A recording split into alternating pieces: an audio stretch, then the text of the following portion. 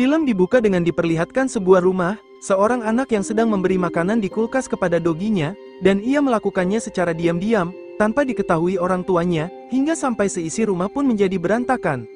Tepat pada saat malam yang sama, akhirnya sang ibu mengetahui hal tersebut. Anak itu dimaki-maki dan dimarahi tanpa henti, hingga anak itu pun sampai diusir dari rumahnya.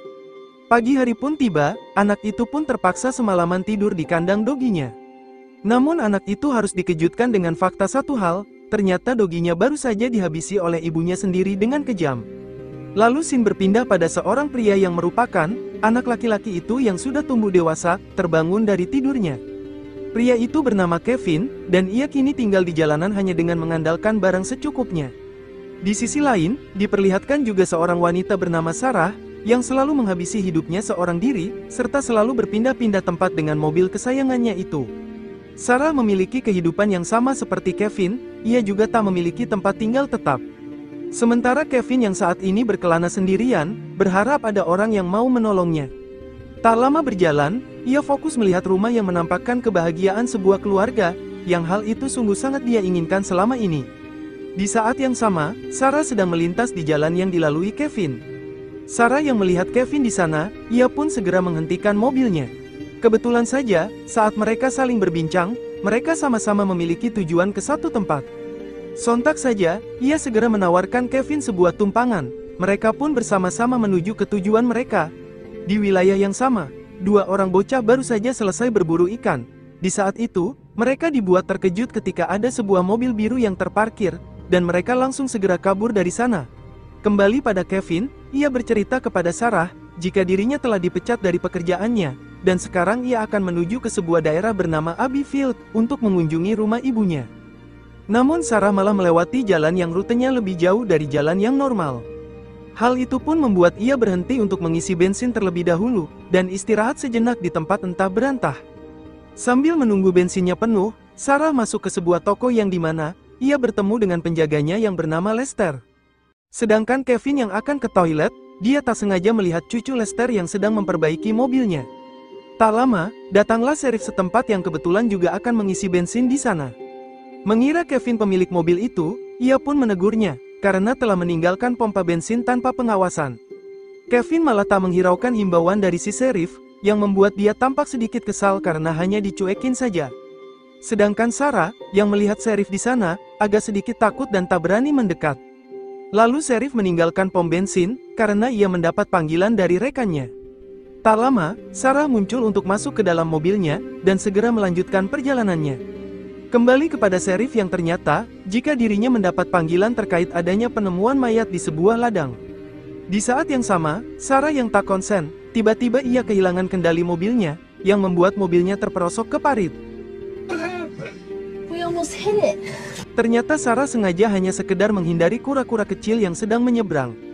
Kevin cukup sangat aneh dengan Sarah, yang hampir mempertaruhkan nyawa mereka hanya demi menghindari kura-kura. Namun Sarah menjelaskan, jika hewan juga memiliki hak untuk hidupnya. Di sisi lain, serif sudah tiba di TKP penemuan mayat. Di sana terdapat dua mayat pria dan wanita di dalam mobil biru yang ternyata, dua bocah tadi yang melaporkannya. Dokter memperkirakan, jika mereka baru saja tewas 24 jam yang lalu. Kemudian serif itu yang bernama John, menghubungi rekannya yang bernama Corey, untuk segera menuju ke lokasi. Di tengah perjalanan, ia bertemu dengan Sarah dan Kevin yang saat ini sedang membutuhkan bantuan pada mobilnya. Kevin menjelaskan bahwa hal ini terjadi karena menghindari kura-kura. Dengan baik hati, serif itu membantunya, lalu ia mengambil tali tambang di belakang bagasi mobilnya. Selesai ditarik, Corey menanyakan tentang tujuan Sarah akan kemana, dan Sarah menjawab jika dirinya akan pergi ke kota Buxton. Kevin pun bingung, mengapa Sarah berbohong tentang tujuannya, yang padahal, mereka sama-sama akan ke Abbeyfield. Lalu mereka pun kembali melanjutkan perjalanannya. Sarah yang mulai merasa lapar, mengajak Kevin untuk mampir ke sebuah restoran, mengisi perut terlebih dahulu sebelum melanjutkan perjalanannya. Di saat itu, Kevin menanyakan tentang alasan dia berbohong tentang tujuannya pada serif. Namun Sarah tak menjawabnya, lalu ia mengatakan, jika Kevin orang asing pertama yang diberi tumpangan oleh Sarah. Kembali pada Sheriff John yang sedang memeriksa pembunuh Ian tersebut, ternyata kasus itu juga terjadi dengan kasus yang sama sebelumnya sebanyak 15 kasus, hingga si dokter sampai kewalahan karena kurangnya petugas untuk mengotopsi. Di waktu yang sama, Sheriff Corey mendapat panggilan untuk datang ke pom bensin yang sebelumnya didatangi oleh Sarah dan Kevin. Dan betapa terkejutnya, ia mendapat informasi jika baru saja terjadi pembunuh Ian di tempat ini, yang korbannya yakni Lester dan cucunya tersebut. Sheriff Corey menginformasikan kejadian itu pada Sheriff John. Dan disinilah John merasa curiga dengan sebuah mobil merah yang dikendarai oleh Sarah dan Kevin, menduga jika merekalah pelakunya. Sontak Corey begitu terkejut, karena ia baru saja membantu mobil merah yang terperosok tadi. Mendengar itu, John menyuruh Corey untuk segera mengejar mereka hingga ke perbatasan kota secepatnya. On my way. Di restoran, seorang chef restoran memantau Sarah tanpa henti. Hal itu pun disadari oleh Sarah yang sontak saja. Sarah berpura-pura akan ke toilet untuk mencari tahu apa yang dilakukan oleh chef itu.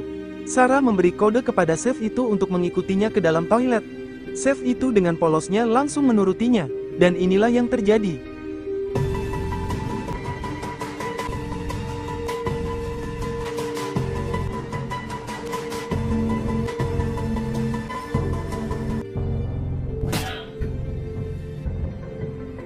Di saat yang sama, si pelayan wanita yang bernama Allison sedang sibuk menonton TV, tak menyadari jika chef mereka telah dihabisi oleh Sarah. Kevin ternyata membawa pisau, dan ia berencana untuk menghabisi Allison di situasi yang berbeda. Namun hal itu pun membuat Kevin batal untuk melakukan aksinya, di saat Sarah telah kembali dari toilet, dan mengajaknya untuk pergi. Di lain tempat, Sheriff John kembali mendatangi pom bensin sebelumnya. Ia benar-benar terkejut dengan cara kematian korbannya yang berbeda, yakni Lester yang mengalami luka benturan, dan wanita itu luka sayat di bagian lehernya. Belum tahu siapa pelakunya, tapi yang pasti, waktu kejadiannya benar-benar sama dengan kasus sekarang. Kemudian, Sheriff Corey telah melewati restoran tempat Sarah dan Kevin tadi mampir. Beberapa saat kemudian, ia pun melihat keberadaan mobilnya Sarah pas di depannya, dan ia pun langsung menyalakan sirennya. Sarah yang menyadarinya, langsung menambah kecepatannya. Kevin pun mulai bingung dengan apa yang Sarah perbuat. Sarah mengatakan alasannya, jika dirinya tak memiliki SIM. Kevin pun percaya begitu saja. Hal itu pun membuat Corey semakin curiga. Lalu ia kembali menghubungi Sheriff John untuk informasinya tersebut. Dan kejar-kejaran pun terjadi.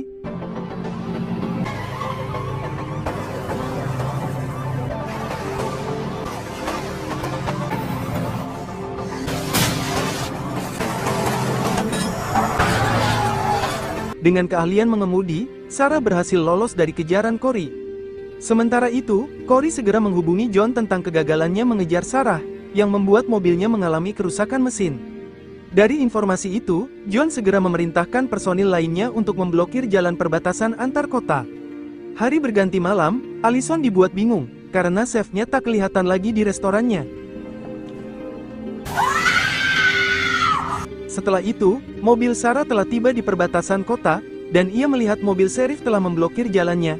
Sarah pun bingung, apa yang ia harus lakukan?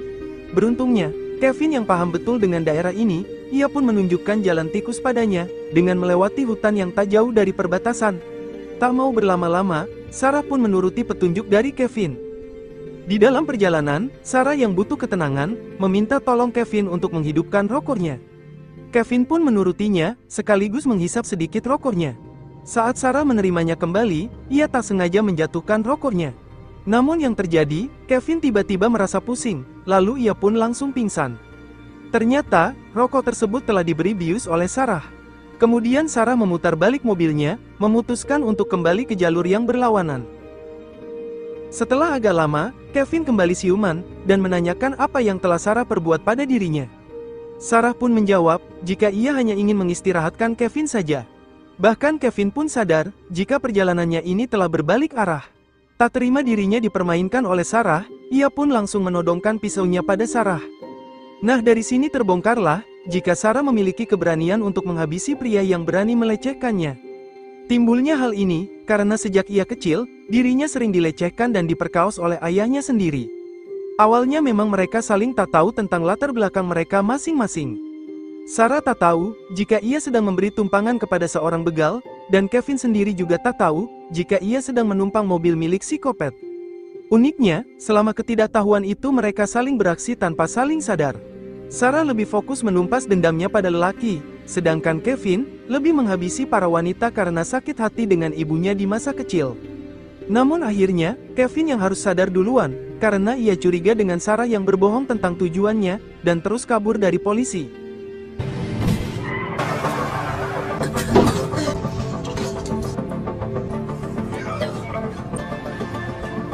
Tak lama, Sarah sadar ada sebuah mobil sheriff yang datang mendekat. Ia pun langsung keluar dari mobilnya, dan segera berakting seolah-olah dirinya adalah korban yang sedang diculik oleh Kevin. Sedangkan Kevin sendiri tak bisa berbuat apa-apa, karena memang dari awal, Sheriff John udah menaruh curiga kepadanya. Pada kesempatan ini, Sarah mencoba diam-diam mengambil pistol Sheriff John, namun niatannya itu harus terhambat, karena tak lama dari itu, satu mobil sheriff telah datang yang tak lain, mobil Sheriff Corey yang telah berada di belakang Sarah. Akhirnya Corey membawa Sarah ke dalam mobilnya namun bukan sebagai tersangka, tetapi sebagai korban. Saat Corey menanyakan keluarganya, Sarah pun langsung menangis. Sedangkan Kevin, dibawa oleh John di dalam mobilnya dan menganggap, jika Kevin adalah tersangka atas kasus ini. Tak lama, dua sheriff itu telah tiba di kantornya. Corey kini sedang mengobati kaki Sarah yang terluka akibat terkena cuculan oleh Kevin. Sedangkan Kevin, akan diinterogasi oleh John terkait kasus tentang pembunuhan yang terjadi pada pom bensin dan restoran. Kevin terus terang, jika dirinya bukanlah pelakunya. Namun John tak mempercayainya, dan justru menyangkutkan kejadian pembunuhan ini sama persis, dengan kasus beberapa tahun lalu.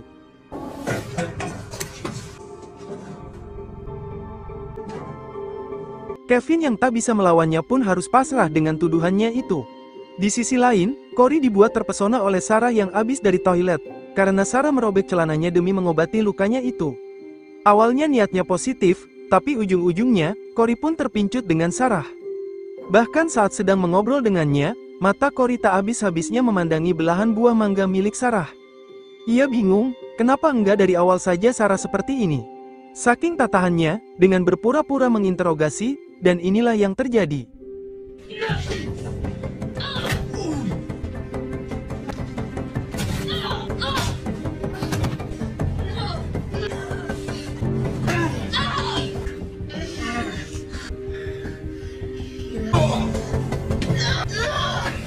Sekilas adegan menunjukkan kenangan masa lalu Sarah yang sedang bersembunyi dari ayahnya yang akan memperkaosnya.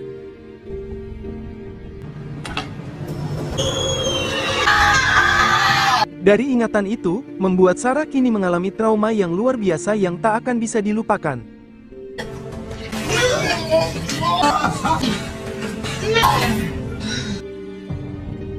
John yang mendengar keributan di luar, segera menghampirinya.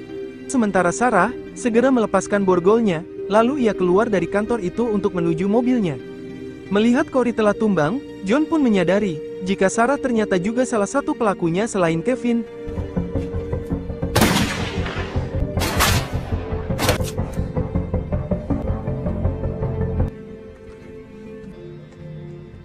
Di saat yang sama, Kevin yang berhasil keluar dari ruangan interogasi, juga melihat jasad Corey, dan ia menyadari, jika Sarah ternyata juga cukup berbahaya sama seperti dirinya.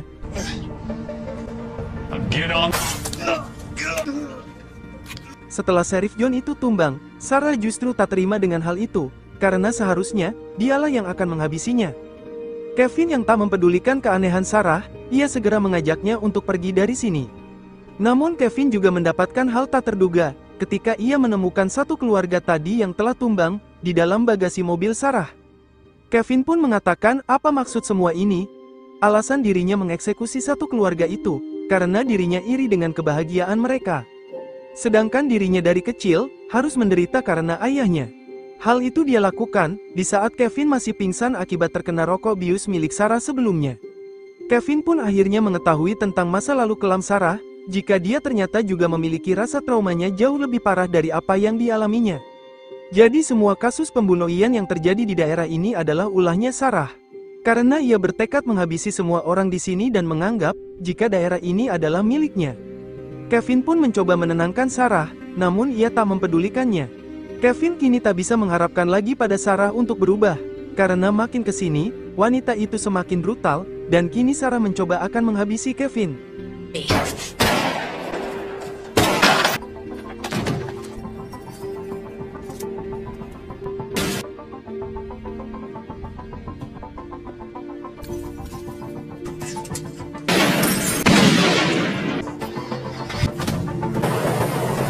Kevin pun berhasil kabur dengan mobil milik Sarah, dan terus menambah kecepatannya, sedangkan Sarah mengejarnya dengan membawa mobil serif. Namun sialnya, akibat terkena tembakan dari Sarah, mobilnya harus mengalami kebocoran tangki bensinnya, yang kini Sarah berhasil mengejar di belakangnya.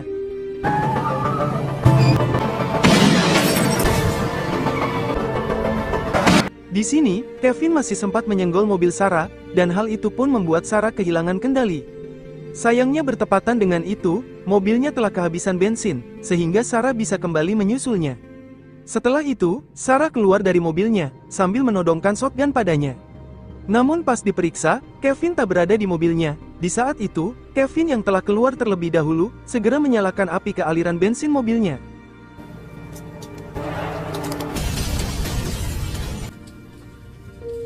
Sarah yang terjatuh karena terpental, membuat Kevin kini mencoba akan melawannya.